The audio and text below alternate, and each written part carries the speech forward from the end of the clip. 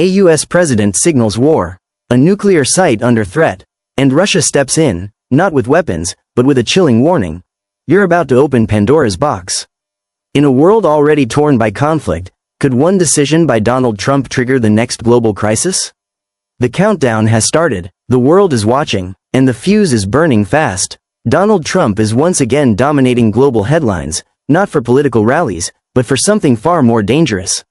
War. The former president, now a frontrunner in the 2024 race, has revealed that a direct military strike on Iran is under serious consideration. The decision? It's coming within just 2 weeks.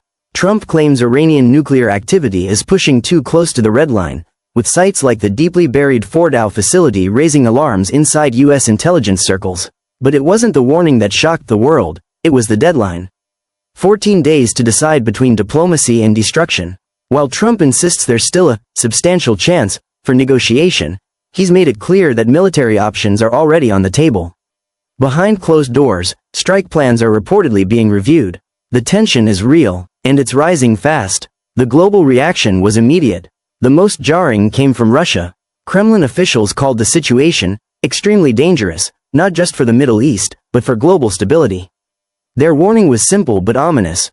Once a strike begins, no one can control how far the conflict spreads, or who gets pulled into the fire. But Russia went further. They addressed something darker, something almost unthinkable: regime change in Iran. Not just political change, but a possible targeted assassination of Supreme Leader Ayatollah Ali Khamenei. Unconfirmed but persistent whispers point to potential involvement of Israeli or U.S. operatives. The Kremlin didn't wait to hear confirmation. They shut it down with chilling clarity. Even talking about that should be unacceptable. The phrase they used shook international observers: Pandora's box. If Iran's leadership is struck, Russia says, chaos will spill out. Not just war between governments, but violent extremism erupting inside Iran. Retaliation wouldn't be limited to military targets. Russia warns of a wildfire that could consume Israel, Saudi Arabia, Europe, and crash global oil markets overnight. When world leaders are targeted, the rules of war collapse. To the West, this might sound exaggerated.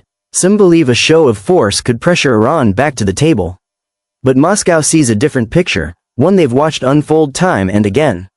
Iraq, Libya, Syria, bombs were dropped, regimes collapsed, and what followed wasn't peace, but chaos, terrorism, and new enemies born from the ashes. Trump, meanwhile, isn't sitting idle. His envoys are speaking with foreign ministers.